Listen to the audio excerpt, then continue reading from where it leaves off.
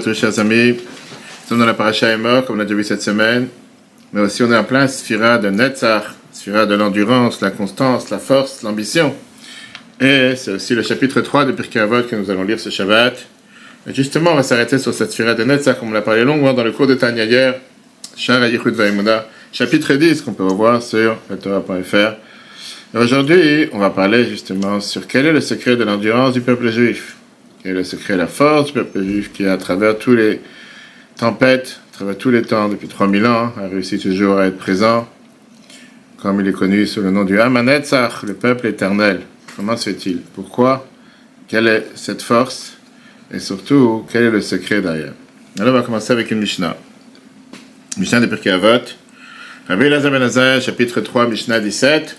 Rabbi Elazar ben Azariah qui vient et qui nous dit la phrase suivante. Kol shechachmato meroba mima'asav, tout celui que sa sagesse est plus grande que ses actions, c'est-à-dire qu'il a beaucoup plus de connaissances, mais beaucoup moins d'actions. À ce moment-là, le ma'odomé, à quoi il ressemble?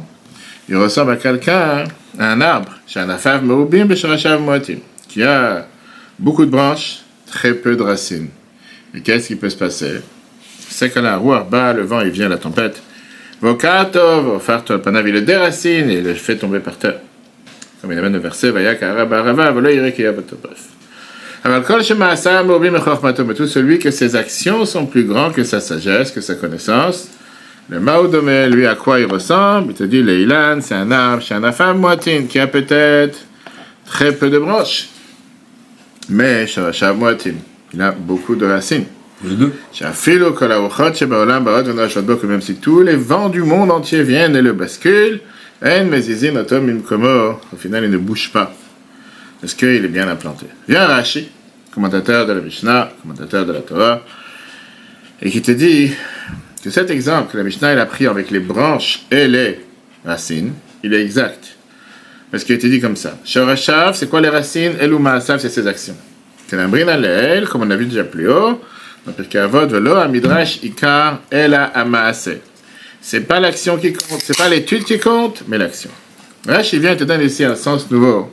Qu'est-ce que ça veut dire la phrase ha'maaseh ou ha'ikar? C'est l'action qui compte. On a l'habitude de dire qu'ikar, c'est quoi? C'est ce qui est important. Viens, Rashi te dit que ikar ici, quand on a dit le mot, que le mot essentiel veut dire les racines. Donc, quand Midrash ikar ela ha'maaseh te dire, c'est pas la sagesse qui est la racine, mais c'est l'action qui est la racine. Et la sagesse, c'est les branches. Mais non, essayons de réfléchir. Qu'est-ce qui amène à quoi? Est-ce que c'est la sagesse qui amène à l'action ou c'est l'action qui amène à la sagesse? La réponse, elle est bien sûr, c'est la sagesse qui amène à l'action, la connaissance. Quand tu apprends quelque chose, après tu peux le faire. Et c'est d'ailleurs ce que la Gemara nous dit. Gadol Talmud, tu me de massé, grande est l'étude. Ben, ça que tu apprends, tu arrives à la faire à la pratique. Alors, si c'est comme ça, c'est la sagesse qui aurait dû être la racine, et c'est l'action qui aurait dû être les branches. Comment ça se fait que la Mishnah te met ça à l'envers? La Mishnah, elle te dit non, que l'action, c'est la racine, et la sagesse, c'est la branche. D'accord? Pour comprendre ça, il faut regarder ce qu'il dit dans Avot de Rabbi Natan. Avot de Rabbi Natan qui vient nous expliquer justement cette Mishnah. Il te compare l'action et la sagesse, c'est ce qu'on a dit qu'on a reçu la Torah, qu'on va recevoir dans quelques semaines, Shavuot, Naaseh venishma. Ou ailleurs, Kol shema'asa merubim b'chachmato. Qu'est-ce que ça veut dire, tout celui que toutes ses actions sont plus grands que sa connaissance? Sheneemar, Naaseh venishma. Comme on a dit, on va faire et on va comprendre. Donc on parle ici en vérité de deux approches dans le service de Dieu. La chokhma, c'est quoi la sagesse? La connaissance, c'est ce qui construit tout sur la logique. Ce qui est nishma venaaseh. D'abord on va comprendre, après on va faire. Ce que je comprends, je fais. Ce que je comprends pas, je fais pas. L'action, c'est plutôt une approche qui est basée sur Kabbalat Ol, la soumission à la volonté de Dieu. Naaseh venishma, on va faire, on va comprendre. Je vais faire que je comprenne ou que je comprenne pas. Maintenant on comprend la Mishnah. La Mishnah elle te dit que la base de tout c'est Kabbalat Ol. Ça c'est la racine. La compréhension, c'est les branches. La base, c'est d'abord, est-ce que je fais parce que c'est Dieu qui m'a demandé, parce que j'ai compris. Si je fais parce que j'ai compris, c'est un problème, parce que le jour où j'ai pas compris, j'arrête de faire. Si je fais parce que c'est la volonté de Dieu, même si j'ai pas compris, je fais. Dans la Kabbale... La sagesse, c'est pas le fait de comprendre, c'est surtout le fait de savoir, déjà. Oui, mais savoir, c'est une chose. Mais est-ce que savoir, c'est préalable, c'est une condition préalable à l'action, ou pas? Parce que tu sais pas, tu peux savoir. 100%, mais si j'ai pas compris, c'est pas seulement savoir. On parle de connaissance, on parle de savoir, comprendre, la sagesse. Le Mishnah vient te dire que la Kabbalah, la mission à la volonté de Dieu, c'est l'essentiel. Dans la Kabbale, faire sans sentiment et sans comprendre, C'est ce qu'on appelle, s'il découle de la Mida de Netzach, ce qu'on est en train de faire cette semaine dans le Homer tous les jours. C'est quoi cet attribut de Netzach qui est l'endurance, qui est l'ambition, qui est ce qu'on a dit tout à l'heure, la constance et la force? On va voir d'abord, qu'est-ce que ça veut dire Netzach? Pourquoi Netzach et comment Netzach? C'est ce qu'on va voir aujourd'hui. D'abord, quelle est la traduction? Qu'est-ce que ça veut dire le mot Netzach? On va dire qu'est-ce que ça veut dire Netzach. Il y a deux explications. On peut traduire ça par le terme Nitzachon, qui veut dire la victoire, et ça peut être traduit par le terme Nitzriut, l'éternité. Est-ce qu'il y a un lien entre les deux? Pour ça qu'on prononce c'est quoi Netzach? Qu'est-ce que ça veut dire cet attribut de Netzach dans lequel on est cette semaine, chaque jour en train de raffiner notre Mida? Et il y a trois manières, il y a trois façons de pouvoir faire quelque chose. La compréhension, ce qui enveloppe les trois premières Midot, Chabad, Chochma, Bin Hadat, sagesse, intellect et connaissance. Tu as compris que tu faut faire quelque chose, et pour ça tu le fais.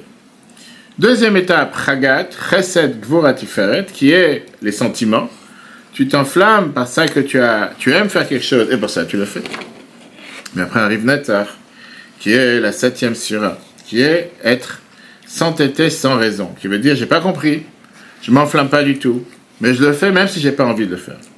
Et en réalité, chacun d'entre nous peut être face à ces trois situations. Parfois on comprend quelque chose, on s'identifie avec la mitzvah, ça nous fait plaisir de le faire, pour ça on le fait.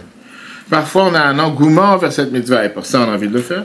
Parfois on n'a ni envie, ni engouement, ni désir, et quand même on le fait, même si on n'a pas du tout envie de le faire, bien au contraire, ça nous dégoûte, ça nous embête plus qu'autre chose, on le fait. Alors la question qui est demandée dans cette Mishnah, quand est-ce qu'il y a ce qu'on appelle une éternité? On a dit que Netzach, c'est le mot l'éternité, à l'action de l'homme. Quand tu agis par sentiment, quand tu agis par le cerveau, ou quand tu agis par entêtement du fait que c'est comme ça, ça ne peut pas être différent. La réponse? Midat Netzach, c'est la Mida de Nitzriut, qui veut dire l'éternité qu'on a dit tout à l'heure. Si tu fais une mitzvah seulement parce que tu as compris, il n'y a pas d'éternité. Parce que parfois tu comprends, parfois tu ne comprends pas. Si tu fais une mitzvah seulement parce que tu as un plaisir et un désir, parce que tu as envie de le faire, il n'y a pas d'éternité. Parfois j'ai un plaisir, parfois j'ai pas un plaisir. Mais si tu fais une mitzvah par entêtement, dans n'importe quelle circonstance, dans n'importe quelle situation, parce qu'il faut la faire, à ce moment-là, il y a une éternité. Même si je n'ai pas compris, même si je ne ressens rien. Même s'il y aura des difficultés, je vais toujours tout faire pour pouvoir faire les mitzvot. Midat Netzach, quand tu parles de l'endurance du peuple juif, quand tu parles de cette Mida qui est la force, l'ambition du peuple juif, il y a ce qu'on appelle être Dvekut Bamatar, qui est toujours regarder le but. C'est quoi la mission? Pourquoi je suis là? Pourquoi je dois faire cette chose-là? Pas parce que j'ai envie, pas parce que j'ai compris, parce qu'il faut le faire. Parce que c'est ce qu'on attend de moi, c'est ce qui doit être fait. Je le fais, que j'ai compris ou j'ai pas compris, que j'ai un bon sentiment, que j'ai un mauvais sentiment, je le fais parce qu'il faut le faire. Dans ce cas-là, tu sais que ça va durer. On voit ça dans la vie de couple. Première année après le mariage, tu peux avoir un grand enflammement, un grand enthousiasme. Et chacun, il essaie de plaire à l'autre. Et chacun, il essaie de céder à l'autre. A priori, c'est la situation idéale. Ouais. Arrive la deuxième année, cet enflammement descend. Et là, c'est où il y a le test dans le couple. Est-ce qu'aujourd'hui, ils vont toujours être avec le même engouement, le même enflammement de l'un envers l'autre, comme ils étaient dans la première année du couple, dans la première année de mariage? Si tout était basé seulement sur l'enflammement, il n'y a aucune chance qu'ils vont garder avec cette paix éternelle qui va durer sur le long terme. Pour ça, on a besoin d'avoir la Midat Netzach, qui est de s'entêter positivement en disant qu'on doit tout faire pour qu'il y ait un Shalom Bayit entre nous, qui est l'harmonie dans le couple. Et ça développe un lien entre les deux qui est beaucoup plus profond, de ne pas s'intéresser à ce qui me plaît, ce qui me fait plaisir, ce que je comprends, mais parce que nous, on s'est engagés dans cette liaison qui doit durer éternellement, coûte que coûte, peu importe ce qui se passe. Automatiquement, ça peut durer éternellement. Regardons dans l'histoire de notre peuple. On a eu 3 périodes. On a parlé ça longuement dans le cours des Sphirot, et à comprendre les Sphirot, que je conseille à tout le monde de le regarder sur Torah.fr, comment les 6 jours de la création correspondent aux 6 millénaires. On a eu la période dans le désert, quand le peuple juif était avec Moshe dans le désert, ils étaient appelés Dordéa, la génération de la connaissance. Pourquoi? Parce qu'ils ont pris la Torah de Moshe directement, ils comprenaient la Torah au niveau le plus élevé, la meilleure manière possible, ils pouvaient faire les mitzvot avec une identification directe avec les mitzvot et une compréhension parfaite. Et arrivé après la période du temple. Au temps du temple, on a fait les mitzvot parce qu'on avait ce sentiment vers les mitzvot. Quelqu'un est monté dans le temple, il voyait les miracles qu'il y avait dans le temple, il voyait le feu qui descend du ciel, il avait tous ces sentiments d'amour et de crainte envers Dieu. C'est peut-être pas forcément basé sur la compréhension. Et après, on arrive à la période dans laquelle nous sommes malheureusement près de 2000 ans. C'était la période de la galoute, dans laquelle il n'y a pas de dévoilement divin comme il y avait au temps du temple, comme le Navi nous dit. Tout a l'air sombre. On ne voit pas avec nos yeux la divinité sur terre. C'est difficile de développer des sentiments d'amour et de crainte envers Dieu. Pourquoi alors on fait les mitzvot? Midat Netzach. Midat Netzach, ça veut dire cette endurance, cette force, cette ambition, cette constance que le peuple juif est doté comme trait de caractère et qu'on le met en application tous les jours. Et donc, comme on avait dit ça dans le texte. Mitzad, Godal, Veri, Boyal, Madvestem, Shivet, Managalot, à cause de tous les empêchements et de toutes les difficultés qu'il y a en exil. Ikara, Avodah, Bishman, Nagalut, l'essentiel du travail que nous avons en exil, c'est Bedarach Nitzachot, avec cette victoire. Bien être Hazak, d'être fort dans l'accomplissement de la Torah et les mitzvot concrètement. Mibli, les chef sans calculer, Imshum, Bonheur, Meakev, sans aucun empêchement, quoi que ce soit, de l'intérieur ou de l'extérieur. Et ça, c'est ce qu'on appelle Messirut Nefesh, cette abnégation de soi qui est beaucoup plus haut que la logique et beaucoup plus haut que la raison. La raison pour laquelle c'est tel investe à Dagalut, pourquoi ce voilage qu'il y a dans l'exil, l'oracle à la Korot Mimim, seulement sur les forces internes de l'Anshama et pas sur Midat HaNetzach, parce que la racine de cette trait de caractère, cet attribut de Netzach, de cette endurance, de cette ambition, de cette force, c'est dans l'essence de l'Anshama, dans l'essence de l'âme. La question elle est, alors pourquoi quelqu'un va être têtu pour faire une mitzvah, même s'il n'a pas envie de le faire et il ne comprend pas? C'est expliqué dans la Chassidut justement, que Midat HaNetzach, cet attribut de Netzach, est enraciné profondément dans notre âme. Oui, c'est vrai que la force de comprendre et de ressentir, c'est aussi dans l'âme, mais ce n'est pas l'âme elle-même, ce n'est pas encore la personne elle-même. Où s'exprime la personne dans Midat HaNetzach? C'est la plus forte de toutes les Midot, la plus forte de tous les attributs avec lesquels on sert Dieu. Plus fort que le cerveau, plus fort que le sentiment. Quand quelqu'un il veut quelque chose réellement, avec le plus profond de lui-même, il va s'entêter pour pouvoir le faire à tout prix. Même si c'est contre son cerveau, même si c'est contre son sentiment. Et si tu lui demandes pourquoi tu le fais, il va dire comme ça. Parce que ça, c'est ce que je suis et ça, c'est ce que je dois faire. Une fois, quelqu'un l'a demandé à la vie précédente, pourquoi les tefilines sont du côté gauche? On les met toujours du côté de la main faible, du côté gauche. La vie précédente a répondu, demande une autre question. Pourquoi ils sont noirs? Pourquoi ils sont carrés? Pourquoi juste gauche, etc. Est-ce que tu sais pourquoi Dieu veut juste des tefilines carrées et pas rondes, noires et pas verts? Parce que Dieu veut qu'on le sert de cette manière-là. Ça veut dire, si je comprends, je ne sers pas Dieu, je me sers moi-même, parce que j'ai compris, pour ça je le fais. Si je ne comprends pas, je le fais parce que c'est ce que Dieu il a demandé. Et c'est la fameuse phrase que la Gemara a dit, si Dieu nous aurait demandé de couper du bois tous les jours, on aurait fait ça pendant 3 heures. Dieu n'a pas demandé une chose pareille, il a demandé de prier 3 fois par jour, c'est différent. C'est pour ça qu'un juif, il fait les mitzvot, et quand il s'entête à faire les mitzvot, même s'il n'a pas compris, même s'il n'a pas ce sentiment, cet enflammation, pardon, il n'a pas cet engouement, il n'a pas ce plaisir quand il fait les mitzvot. La Torah ne cherche pas forcément à ce qu'on fasse les choses comme un robot, il faut comprendre, mais pas comme condition préalable. Pourquoi alors il fait les mitzvot? Parce que c'est enraciné dans la neshama d'un juif, dans l'âme d'un juif. Comme la Morazak te dit, la fameuse phrase qu'un juif, ni il veut, et ni il peut se séparer de Dieu. Un juif, il est prêt à faire les mitzvot. Il faut faire et aussi... Bien sûr qu'il faut, mais quand il faut en train de parler, quel est au final le secret de survie? Quel est le secret de survie? Bien sûr qu'il faut comprendre, il faut avoir la passion, il faut avoir l'endurance, tout ça c'est magnifique. Mais la question, elle est, quelle est la fondation? On a parlé de la différence entre les branches et les racines. Et que la racine, c'est net, ça. La racine, c'est que je suis prêt à le faire, même si je ne comprends pas. Même si j'ai pas de goût, même si j'ai pas d'engouement, même si je suis pas intéressé. Bien sûr que si je le fais avec goût et passion, c'est encore mieux. Mais si je l'ai pas, c'est pas pour ça que je vais pas le faire. Alors pourquoi je le fais? Parce que je suis juif. Et ça, c'est quelque chose qui s'exprime particulièrement en exil. Malgré qu'on ait une situation dans laquelle il n'y a pas un dévoilement divin, il y a tellement de difficultés spirituelles, matérielles. On a vu à travers tous les temps, depuis 2000 ans d'exil, que le peuple juif a toujours s'entêté à faire les mitzvot pour n'importe quel prix, était prêt à faire Messirut Nefesh dessus. Tellement d'histoires sans fin avec Hanas et cet enfant, avec le Nicolas, sans fin les histoires. Maintenant, on comprend, on revient à la source. Pourquoi la Mishnah, elle a appelé l'action les racines et la connaissance les branches? C'est quand tu fais les mitzvot avec Kabbalatol, avec soumission à Dieu, sans comprendre, sans ressentir, ça vient d'exprimer ton âme, qui tu es. La Chokhmah, la sagesse, c'est la branche. Et c'est pour ça qu'on a dit que quand tu as beaucoup d'actions, ça veut dire que chez toi, le judaïsme, c'est Kabbalatol, la soumission à Dieu. Sans forcément comprendre ou ressentir, aucun vent pourra te faire tomber. Aucune tempête pourra te faire tomber. Parce que Netzach, ça veut dire l'éternité.